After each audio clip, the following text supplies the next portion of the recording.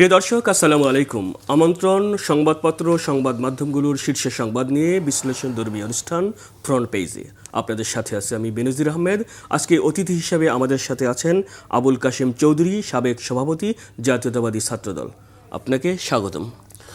আপনাকে ধন্যবাদ এবং আপনার মাধ্যমে বাংলা ভিশনের কলাকুশলী মূল অনুষ্ঠানে যাবার আগে আমরা দেখে নিব আজকের প্রধান প্রধান সংবাদ শিরোনামগুলো। দৈনিক প্রথম আলো, আচরণবিধি ভাঙছেন সব দলের প্রার্থীরাই। ভিডিও বার্তায় প্রধান উপদেষ্টা, হ্যাঁ ভোট দিলে নতুন দেশ গড়ার দরজা খুলে যাবে। দৈনিক আমার দেশ, প্রশাসনের স্থবিরতা, নতুন সরকারের অপেক্ষা। ভিডিও বার্তায় প্রধান উপদেষ্টা, হ্যাঁ ভোট দিলে বৈষম্য ও নিপীড়ন মুক্ত হবে বাংলাদেশ। সন্ত্রাসীদের গুলিতে সীতাকুণ্ডে র্যাব সদস্য নিহত। দৈনিক ইনকিলাব, হাতে সিল দিলে নতুন বাংলাদেশ গড়ার দরজা খুলে যাবে। দৈনিক নয়া দিগন্ত, ত্রয়োদশ জাতীয় সংসদ নির্বাচন ও গণভোট, নিরাপত্তায় নজিরবিহীন প্রস্তুতি। দৈনিক যুগান্তর, অভিযোগ পাল্টা অভিযোগ, চাপের মুখে নির্বাচন কমিশন। দৈনিক সমকাল, ভোটে আটকানো যায়নি ৪৫ ঋণ খেলাপিকে, সন্ত্রাসী হামলায় র্যাব সদস্য নিহত। দৈনিক বাংলাদেশ প্রতিদিন, আজ প্রত্যাহার কাল প্রতীক বরাদ্দ, গণভোটে সরকারের নিরপেক্ষতা নিয়ে বিতর্ক। দৈনিক ইত্তেফাক, সীতাকুণ্ডে সন্ত্রাসীদের গুলিতে র্যাব কর্মকর্তা নিহত। হাতে সিল দিন, দেশ পাল্টে দিন, নতুন বাংলাদেশ গড়ার দরজা খুলে যাবে, জাতির উদ্দেশ্যে ভিডিও বার্তায় প্রধান উপদেষ্টা। দৈনিক কালের কণ্ঠ, হেভিওয়েটটা কে কার মুখোমুখি, গণভোটে সরকারের নিরপেক্ষতা নিয়ে বিতর্ক। দৈনিক মানব জমিন, তারেক রহমানের সঙ্গে যুক্তরাষ্ট্র, কানাডা ও ইউরোপীয় ইউনিয়নের দূতের সাক্ষাৎ। দৈনিক কালবেলা, হঠাৎ আলোচনায় শরিয়া আইন, হ্যাঁ ভোট দিলে নতুন বাংলাদেশ গড়ার দরজা খুলে যাবে। দৈনিক দেশ রূপান্তর, হ্যাঁ ভোট দিলে শোষণমুক্ত হবে বাংলাদেশ। দৈনিক বণিক বার্তা, ৫০ কোটি টাকার বেশি ব্যাংক ঋণের প্রায় অর্ধেকই এখন খেলাপি। The Daily Star, Vias claims by rivals put Ichi in a bind. Vote yes to build a new Bangladesh, urge Yunus in an address to nation. Daily Observer, Ichi working competently for rule. The New Age, enforced disappearance, Hasina, Tarek Siddiq, 11 DGFI officers face trial. জি কাশিম ভাই, আপনারা শুনছিলেন যে বিভিন্ন পত্রিকার সংবাদ শিরোনামগুলো। আমরা দেখছি নির্বাচন তো ঘনিয়ে আসে, আপনার প্রার্থিতা প্রত্যাহারের আজকে শেষ দিন। আগামীকাল প্রতীক বরাদ্দ হবে এবং ২২ তারিখ থেকে অর্থাৎ বুধবার থেকে আনুষ্ঠানিক প্রচারণা শুরু হবে।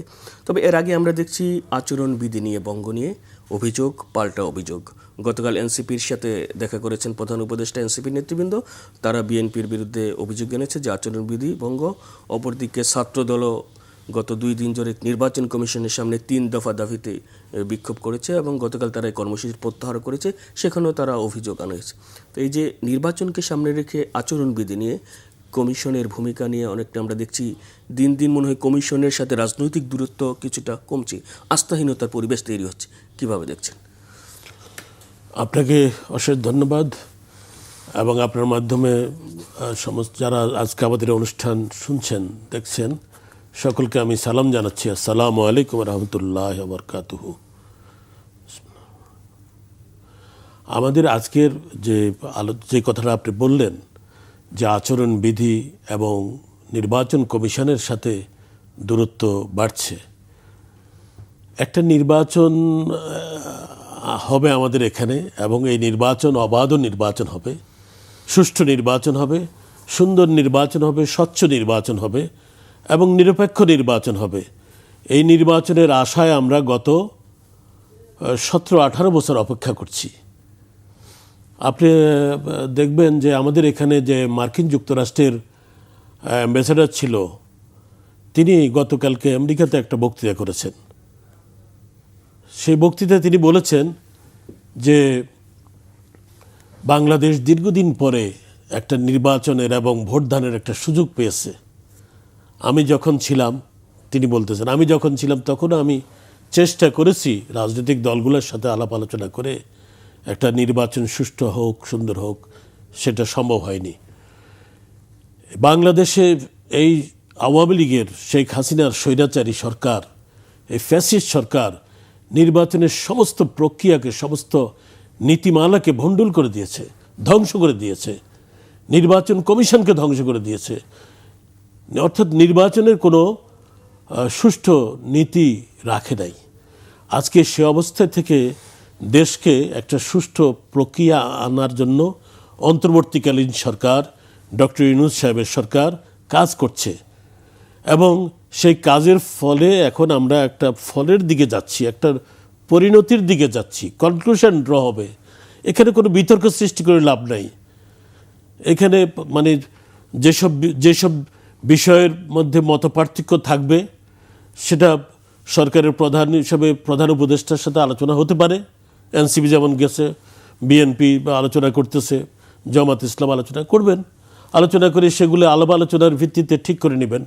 আর নির্বাচন কমিশনের ব্যাপারে আমি বলতে চাই, নির্বাচন কমিশনকে অবশ্যই নিরপেক্ষ থাকতে হবে এবং বলিষ্ঠ ভূমিকা রাখতে হবে।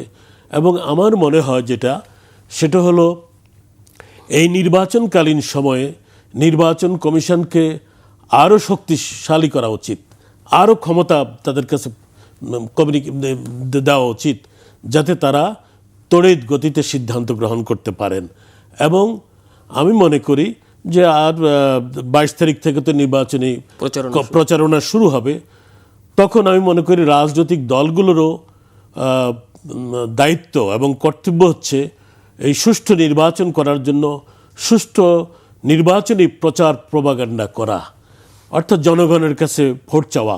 এবং জনগণের কাছে এবারকার যে ভোটটা, সেই জনগণের কাছে ভোট চাইতে গিয়ে রাজনৈতিক দলকেই চাইতে হবে আপনারা হাতে ভোট দেন, আপনারা নাতে ভোট দেন, যে যেটা চায় আর কি, আপনারা ধানের শীষে ভোট দেন, আপনারা কি বলে যে অন্য অন্য মার্কা যেগুলো আছে সেগুলোতে ভোট দেন, যে যার দলের কথা বলবে, যে যার মতামত প্রকাশ করবে।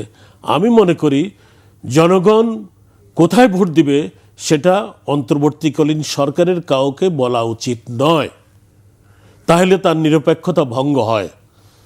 তাহলে প্রধান উপদেষ্টাও তো আপনার এই যে আমি বলছি, আমি আমার কথা বললাম যে উচিত না, যা বলেছেন এখন থেকে তাদেরকে নিরপেক্ষই থাকতে হবে।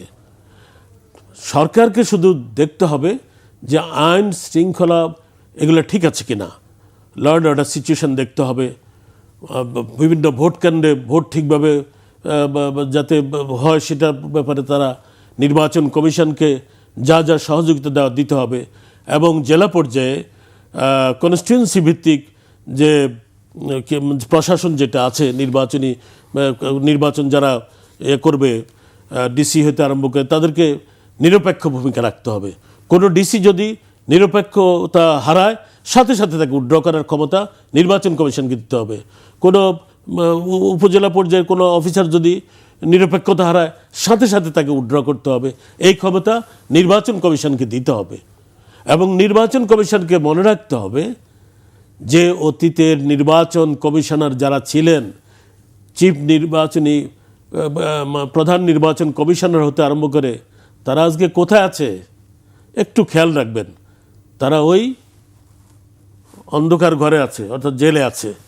সাবধান, আপনারা আপনাদের নিরপেক্ষতা বজায় রাখবেন এই আশা সমগ্র জাতি করে। যদি এটা করতে পারেন, ইতিহাসে আপনাদের কথাও লেখা থাকবে স্বর্ণাক্ষরে। এবং নিরপেক্ষতা এই অন্তর্বর্তীকালীন সরকার যদি রাখতে পারেন, তাহলে তাদের কথাও স্বর্ণাক্ষরে লেখা থাকবে। আর যদি রাখতে ব্যর্থ হন, তাহলে সেটার জন্য ভবিষ্যতে জবাবদিহি করতে হবে। আজকে এই নির্বাচনের এই সুযোগ আমরা হাতছাড়া করতে পারি না। জাতি হিসাবে প্রতিটি নাগরিকের দায়িত্ব হচ্ছে ঐক্যবদ্ধ থাকা। এবং আমি মনে করি জাতি ঐক্যবদ্ধ আছে। জাতি ঐক্যবদ্ধ আছে এটার প্রমাণ হচ্ছে 5 আগস্ট যে ছাত্র জনতার গণঅভ্যুত্থানে দেশে হয়ে গেল, এতে ইতিহাস বিরল। এরকম ছাত্র গণঅভ্যুত্থান পৃথিবীর কমই দেখা যায়। এবং যারা এটা নেতৃত্ব করেছেন, আমি তাদের প্রতি কৃতজ্ঞতা জানাই, তাদের অভিনন্দন জানাই। এবং তারাও ওই নির্বাচনে এখন আসছেন, নির্বাচনে তারাও প্রোপাগান্ডা করবেন, কাজ করবেন, ভোট চাইবেন। এর মধ্য দিয়ে আমাদের জাতি তার গণতন্ত্রের পথ খুঁজে পাবে এবং গণতান্ত্রিক মূল্যবোধ খুঁজে পাবে। গণতান্ত্রিক অধিকার খুঁজে পাবে জাতি বহুদিন পরে। এখন গণতন্ত্র ও প্রতিষ্ঠার জন্য যারা আজকে প্রতিদ্বন্দ্বিতা করছেন তাদেরকেও সঠিক তথ্য দিতে হবে। তারা ঋণ খেলাপি কিনা, তারা দ্বৈত নাগরিক কিনা, তারা কোনো মানে তাদের কোনো কিছুতে ঘাটতি আছে কিনা, সেগুলির সঠিক চিত্র তাদেরকেও দিতে হবে। অর্থাৎ পরিষ্কার হ্যান্ড ওয়াশ করে একদম পরিষ্কার পরিচ্ছন্ন হয়ে জনগণের কাছে হাজির হতে হবে তাদেরকে। সেখানে যদি কোনো ঘাটতি থাকে তার জন্য তাদেরকেও জবাবদিহি করতে হবে। আজকে আমি বলবো যে এই সুযোগ আমরা ছাড়ব না, এই সুযোগ আমরা হারাবো না জাতি হিসাবে। এবং বাঙালি জাতির একটা ইতিহাস আছে, ৭১-এর ইতিহাস গৌরবান্বিত ইতিহাস, ৫২-র ইতিহাস গৌরবান্বিত ইতিহাস, ৬৯-এর ইতিহাস ছাত্র গণঅভ্যুত্থানের গৌরবান্বিত ইতিহাস। আর কি চান? এবং পরবর্তী পর্যায়ে ৫ই আগস্ট গৌরবান্বিত ইতিহাস, ৯০-এর ছাত্র গণঅভ্যুত্থান স্বৈরাচারী এরশাদের বিরুদ্ধে, সেটাও একটা গৌরবান্বিত ইতিহাস। ইতিহাস গড়েছে। এখন সেই ইতিহাসকে, সেই গৌরবকে আমাদের ধারণ করার জন্য আমাদের প্রাতিষ্ঠানিক রূপ দিতে হবে। এই প্রাতিষ্ঠানিক রূপ দেওয়ার জন্য গণতন্ত্র দরকার, নির্বাচন দরকার। নির্বাচনের মধ্য দিয়ে একটি পার্লামেন্ট গড়ে উঠবে, একটি সার্বভৌম পার্লামেন্ট গড়ে উঠবে। জনগণের সার্বভৌমত্ব অধিকার অর্জিত হবে। সেই পার্লামেন্টে বসে আমরা অনেক আইন তৈরি করব, যেমন কেয়ারটেকারের বিল, কেয়ারটেকারের যে দাবি, সেই কেয়ারটেকার দাবির ভিত্তিতে ৯০-এর গণঅভ্যুত্থান হয়েছে, ছাত্র গণঅভ্যুত্থান হয়েছিল। তখন ডাকসুতে জাতীয়তাবাদী ছাত্রদল ছিল এবং সেইটার ভিত্তিতে আওয়ামী লীগও নির্বাচিত হয়েছে। কিন্তু আওয়ামী লীগ ক্ষমতায় আসে ২০০৯ সনের পরে তারা সেই কেয়ারটেকার বাতিল করে দিল। এটা জাতির সাথে বিশ্বাসঘাতকতা, গণঅভ্যুত্থানের সাথে বিশ্বাসঘাতকতা করেছে তারা। বিশ্বাসঘাতকতা কেন করেছে?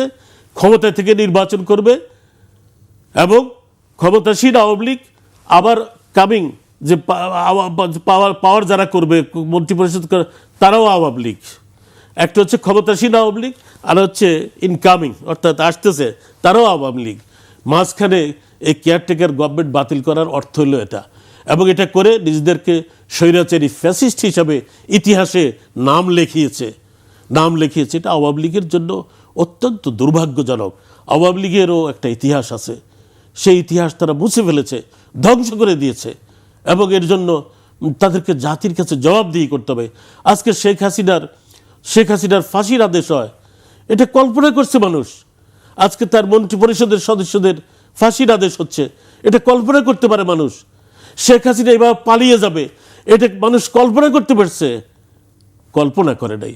কল্পনার বাইরে ঘটনা ঘটে গেছে। এবং এটাই ইতিহাস যুগে যুগে সৃষ্টি হয়। যেমন রাশিয়াতে ভ্লাদিমির লেনিন ইতিহাস সৃষ্টি করেছে, খোমেনি ইরানে ইতিহাস সৃষ্টি করেছে।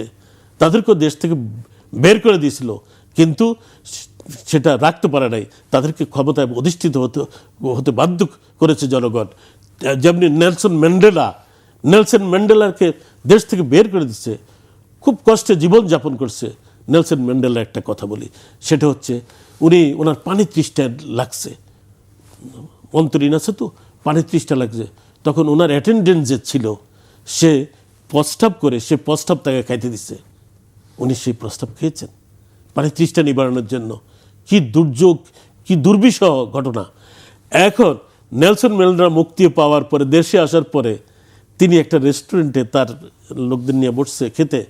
ওই লোকটাকে দেখেছে, যে তার অ্যাটেন্ডেন্ট ছিল, তাকে দেখেছে সে ওখান দিয়ে ওখানে আসছে, ওখানে পাশে বসছে। তখন উনি বলছে ওই লোকটাকে ডেকে নিয়ে আসো। ওই লোকটাকে ডেকে নিয়ে আসছে। সে লোক তো বিব্রত, এখন ভয়ে মনে করছে নেলসন ম্যান্ডেলা এখন ক্ষমতায় আমাকে মেরেই ফেলবে বোধহয়। বসে তাকে খাওয়ায় দাওয়ায়, নিজে আপ্যায়ন করে ওটা খাওয়াই টাওয়ায় তাকে বলছে ফরগেট, যা অতীত হয়েছে ফরগেট, ভুলে যান, আপনি ভয় পাবেন না, আমি আপনার কোনো প্রতিশোধ দেব না। এই হচ্ছে নেলসন ম্যান্ডেলা।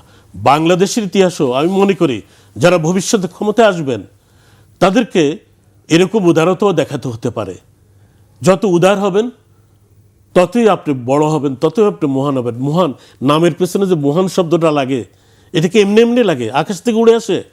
এটা কর্মকাণ্ডের কারণে লাগে। এই লোকটা মহান, এই লোকটা মহান নয়।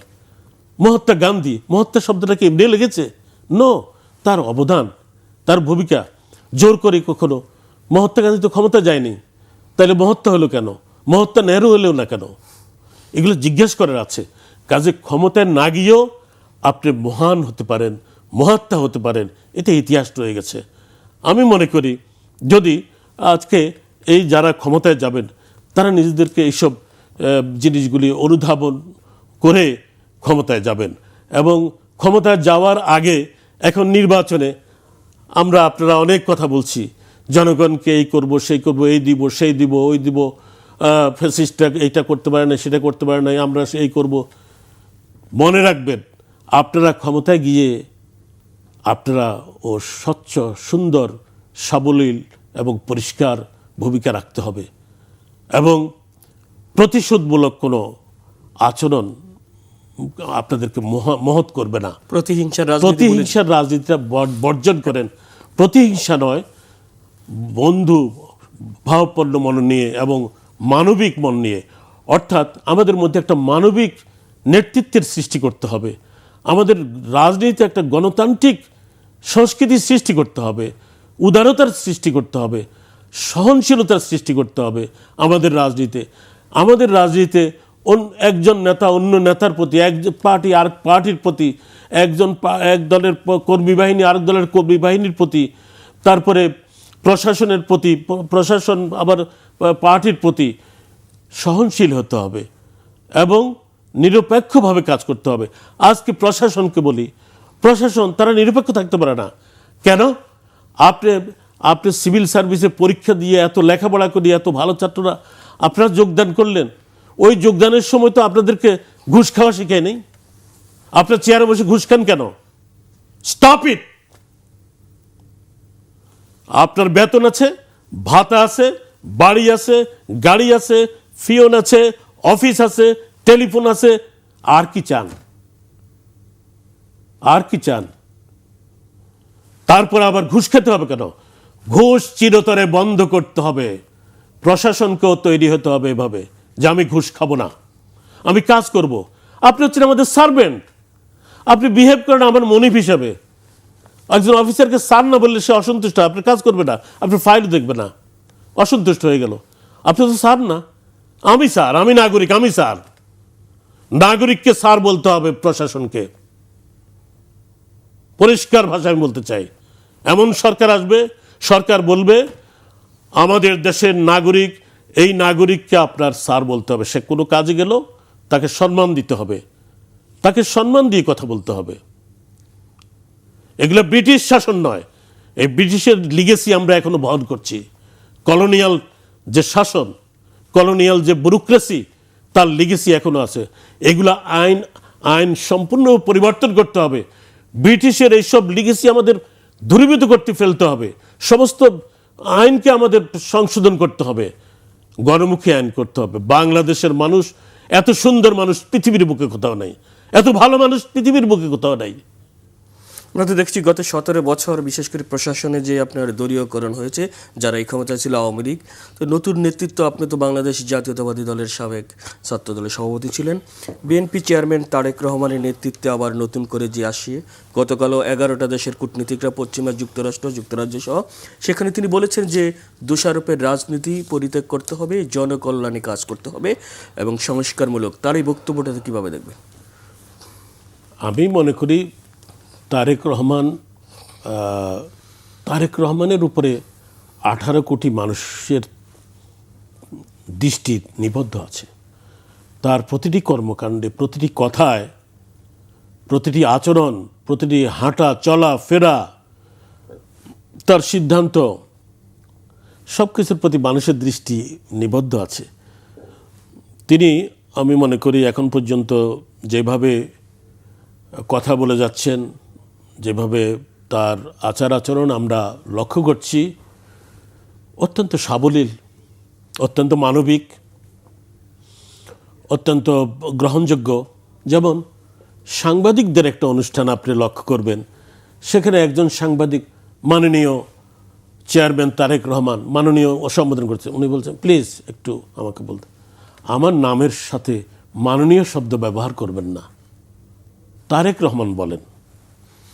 এই যে কথাগুলি, এটা মেসেজ সাংবাদিকরা আগে চাটুকারিতা করছে অনেকে, যারা এখন জেলে আছে। শেখ হাসিনার যে সব মানে সাথে যারা কাজ করছে দেখেন, অনেকে জেলে আছে। আমি অনেকটা চিনি, আমি তাদের সাথে অনেক সময় কাজও করেছি, কথাবার্তা বলেছি, কিন্তু আমি তাদের জন্য দুঃখ হয় আমার। তারাও আগে এরকম ছিল না, তারাও পরিবর্তন হয়ে গেছে, তারাও শেখ হাসিনা চাটুকার হয়ে গেছে। আর শেখ হাসিনা ওগুলা মানে উপভোগ করত। এই জন্য শাসককে ক্ষমতায় যাওয়ার আগে যেমন কি এখন ক্ষমতায় যাওয়ার আগে তারেক রহমান যে আচরণ করতেছেন, আগে একটা অনুষ্ঠানে আপনাদের বলে গেছি আমি এখানে, উনি বলেছেন, ওইটা লন্ডনে থাকা অবস্থায়, যে আপনারা কেউ আমার নামের পেছনে দেশনায়ক, রাষ্ট্রনায়ক এগুলো বলবেন না প্লিজ, আমার এগুলো বলবেন না। আমি এখানে অ্যাপ্রিসিয়েট করে গেছি তাকে, আজও অ্যাপ্রিসিয়েট করি। কিন্তু তাকে ক্ষমতায় যাওয়ার পরে এই কথাগুলি স্মরণ রেখে তাকে এইভাবেই চলতে হবে, যেমন শহীদ প্রেসিডেন্ট জিয়াউর রহমান চলেছেন। আমি অত্যন্ত ঘনিষ্ঠভাবে কাজ করার, কথা বলার, মত বিনিময় করার সুযোগ পেয়েছি, যা আমার জীবনকে এই মানে এমনভাবে গড়ে তুলেছে, আমি অভিভূত হই। আমি এখনও শহীদ জিয়াউর রহমানের যে মানুষ হিসাবে, রাষ্ট্রনায়ক হিসাবে, নেতা হিসাবে কি অতুলনীয়, কি গভীর অনুভূতি তার মধ্যে আছে, কি গভীর আকর্ষণ তার মধ্যে আছে। সে আকর্ষণটা হলো, তিনি কখনো মনে করতেন না যে তিনি ক্ষমতায় বসে আছেন। একদিন আমাদেরকে মিটিংয়ে বলতেছে, মিটিং চলছে এইভাবে, সে মিটিংয়ে উনি দাঁড়ানো বকতে শুরু করেছে, হঠাৎ করে ওই ক্ষমতার উপরে কথাবার্তা হয়েছে, পকেটে হাত দিয়ে বলছে, কই আমার কাছে তো কোনো ক্ষমতা দেখছি না, ক্ষমতা নেই আমার কাছে, আমি তো জিয়াউর রহমান, আমি তো আপনাদের কাজ করার জন্য আপনারা আমাকে দায়িত্ব দিয়েছেন, আমি সে কাজ করছি। অর্থাৎ ক্ষমতাসীন ব্যক্তিকে কখনো ক্ষমতাসীন ব্যক্তি যাতে মনে না করে যে আমি একজন ক্ষমতাশালী লোক, আমি একজন ডিফারেন্ট মানুষ, আর সাধারণ মানুষদেরকে দূরে সরিয়ে দিলেন আপনি ক্ষমতায় গিয়ে। নো, তারেক রহমানকে আজকে যেই ধারায় চলছেন, আমি আশা করি শহীদ জিয়াউর রহমানের তিনি আদর্শ অনুসরণ করে তিনিও এই ধরনেরই ভূমিকা রাখবেন। এটা আমি ব্যক্তিগতভাবে আশা করি, জাতীয় আশা করে। যদি এটা পূরণ না হয়, জাতি আবার একটা বিশাল সংকটে পড়বে এবং বিরাট একটা দুঃখ পাবে। ছাত্র রাজনীতির একাল সেকাল, আপনিও তো ছাত্র নেতা ছিলেন, সেই সব রাজনীতি, বর্তমান ছাত্র রাজনীতি, তুলনামূলক যে পার্থক্য আমরা করি, কি গুণগত কি কোনো পরিবর্তন হয়েছে? অনেক পরিবর্তন। সেই পরিবর্তনটা হলো এরকম যে ছাত্র রাজনীতি হবে মূলত দেশের জন্য, দশের জন্য, মানুষের জন্য, সাধারণ ছাত্রছাত্রীদের জন্য, প্রতিষ্ঠানের জন্য, শিক্ষা প্রতিষ্ঠান, যে শিক্ষা প্রতিষ্ঠানে আছে, বিশ্ববিদ্যালয় আছে, যেমন কি আমরা বিশ্ববিদ্যালয়ে ছিলাম, আমরা বিশ্ববিদ্যালয়ের ছাত্রদের মঙ্গলার্থে চিন্তা করতাম, আমাদের শিক্ষকদের মঙ্গলার্থে চিন্তা করতাম, আমাদের শিক্ষকদের সম্মান যাতে রক্ষা হয় সেগুলি আমরা বিশেষভাবে লক্ষ্য রাখতাম, আমাদের শিক্ষকদের যাতে মনে কষ্ট না যায় সেই ধরনের আচরণ আমরা করতাম। আমাদের হলে যারা থাকতেন তাদের সাথে আমাদের বন্ধুভাবাপন্ন ছিল। হলে যখন থাকতাম, সলিমুল্লাহ মুসলিম হলের ছাত্র আমি, তো সলিমুল্লাহ মুসলিম হলে থাকা অবস্থায় আমি বলে দিয়েছি যে যখন হলের গেট দিয়ে আপনারা ঢুকবেন, তোমরা ঢুকবে, তখন আর কোনো পার্টি নেই, অল আর ইকুয়াল। হলের রেসিডেন্স এখানে থাকবে, খাবে, ঘুমাবে এবং নিরাপদে থাকবে, এরকম অবস্থায়। কেউ যেন রাত্রে বা দিনে বা খেতে গিয়ে কোনো কষ্ট না পায়, নিরাপত্তাহীনতা ভুগে, এটা হতে পারবে না। ইভেন আমি বলি আজকে আপনাকে, ওবায়দুল কাদের তখন ছাত্রলীগের নেতা, আর আমি হলাম ছাত্র দলের সেক্রেটারি ছিলাম তখন। আমি প্রথম ছাত্র দলের সেক্রেটারি নির্বাচিত, তারপর প্রেসিডেন্ট। এবং ওবায়দুল কাদের আমাকে বলল, কাশেম, আমার সাথে ওনার ছোটোকাল থেকে সম্পর্ক, সেই নোয়াখালীতে, আমাকে বললেন যে তোমার হলে আমি মিটিং করতে চাই, কিন্তু আমার পার্টির যারা আছে তারা একটু সংশয় বোধ করছে। কেন? Is open to all. আপনি কখন মিটিংয়ে আসবেন? আপনার মিটিংয়ে আমি থাকবো, আমি আপনার মিটিংয়ে উপস্থিত থাকব। তারপরে আমি চলে যাব রুমে, আপনারা মিটিং করবেন। কবে আসবেন আমরা জানান। তা আমরা জানাইলো, আমি তাদের মিটিংয়ে গেছি, সেখানে বসে চাটা খাই, আমি রুমে চলে আসছি, তারা মিটিং করছে। তা আমাদের সম্পর্ক ছিল এরকম। আরেকটা কথা বলি, পার্টিগতভাবে যে রাজনীতি, যে বাংলাদেশি জাতীয়তাবাদ, এই বাংলাদেশি জাতীয়তাবাদ, গণতন্ত্র এবং ন্যায় বিচার ভিত্তিক সমাজ, এই যে আমাদের জনাব তারেক রহমান বলেছেন তার বক্তৃতায়, ওই যেদিন এসেছেন, যে ন্যায় বিচার আমরা কায়েম করব, ন্যায় বিচার ভিত্তিক সমাজ কায়েম হলে ন্যায় বিচার কায়েম হবে। এই যে মেসেজটা, এই মেসেজটা বিশাল এক মেসেজ। আমি পবিত্র কোরআন তেলাওয়াত করে দেখেছি, সেখানে সূরাতে এটা ন্যায় বিচারের কথা আছে, সূরা আছে, ন্যায় বিচারের কথা, ন্যায় বিচার ভিত্তিক সমাজ ব্যবস্থার কথা আছে সেখানে। তো কাজে এখন এই কথাগুলি, এই ন্যায় বিচার আমরা প্রতিষ্ঠা করব, এটা জিয়াউর রহমানও ন্যায় বিচার ভিত্তিক সমাজ ব্যবস্থা কায়েমের কথা বলেছেন। আজকে যে আদর্শ জিয়াউর রহমানের, সেটা নিয়ে, এবং পার্টির যে রাজনীতি, সেটা নিয়ে জিয়াউর রহমান একটা রাজনৈতিক ইনস্টিটিউট করেছিলেন বিএনপির। ওটা কোথায়? ওটা এখন ল্যাপের তলে ঢুকে রাখছে, এখানে তো কোনো ফাংশন নাই। ফিরোজ ডোন ছিল এটার অধ্যক্ষ। এজন্য বিএনপিকেও আমি বলবো, তাদের পার্টির একটা যে জিয়াউর রহমান ইনস্টিটিউট করে গেছে, রাজনৈতিক প্রশিক্ষণ কেন্দ্র করে গেছেন, সেখান থেকে আবার আমাদেরকে ক্লাস করাতো, ক্লাস করে সেখানে আমাদের এসব বিষয়ের উপরে আমাদের পরীক্ষা হতো। আমরা পরীক্ষা দিয়েছি এবং সেখানে আমাদের বক্তব্য উপস্থাপন করতে হয়েছে যে আমি কি পড়েছি। আজকে সে অনুশীলনটা আনতে হবে ফিরে, এটা নাই। আর বিশ্ববিদ্যালয়ের শিক্ষকদের সাথে শিক্ষকদের সম্মান করতে হবে, ছাত্রদের ভালোবাসতে হবে, যে পার্টি করো বন্ধুত্বমূলক সম্পর্ক রাখতে হবে। এটাও একটা আদর্শ, এটাও একটা রাজনীতি, এটাও একটা সংস্কৃতি। আজকে রাজনৈতিক দলগুলোর মধ্যে একটা রাজনৈতিক সংস্কৃতি আনতে হবে, গণতান্ত্রিক সংস্কৃতি আনতে হবে। দোষারোপের রাজনীতি কিভাবে যে একে অপরকে দোষারোপ করছে, যে বলছে দোষারোপের রাজনীতি, অর্থাৎ দোষারোপ তো আপনি, it is very simple tongue, আপনি দোষারোপ করতে পারেন, গালি দিতে পারেন, সমালোচনা করতে পারেন, এগুলো করতে পারেন। আবার আরেকটা ওয়ে আছে, আপনি খুব সুকৌশলে তাকে এমনভাবে কথা বললেন, তিনি বিমোহিত হয়ে আপনার কথাই গ্রহণ করবেন। ওই যে নেলসন ম্যান্ডেলা তার বিপরীত লোকটার সাথে যে ব্যবহার করেছে, তার মন জয় করে ফেলছে। আজকে নেলসন ম্যান্ডেলা সারা পৃথিবীর বুকে তার নাম, নেলসন ম্যান্ডেলা। বাংলাদেশও আমি মনে করি যদি রাজনৈতিক নেতৃত্ব এইভাবে গড়ে উঠতে পারে, সম্ভাবনা আছে, সম্ভাবনা আমরা দেখছি, সেই সম্ভাবনার জন্য আমরা অপেক্ষা করছি, এবং সেই সম্ভাবনাটা যদি বাস্তবায়িত হয়, বাংলাদেশ কেন, সারা পৃথিবী বাংলাদেশ থেকে শিক্ষা নেবে। যে আমরা অনুষ্ঠানের একেবারেই শেষ প্রান্তে, আপনাকে ধন্যবাদ। প্রিয় দর্শক, ফ্রন্ট পেজ আজ এ পর্যন্তই। আগামীকাল দেখা হবে ঠিক একই সময়ে। ভালো থাকুন, সুস্থ থাকুন, শুভ সকাল।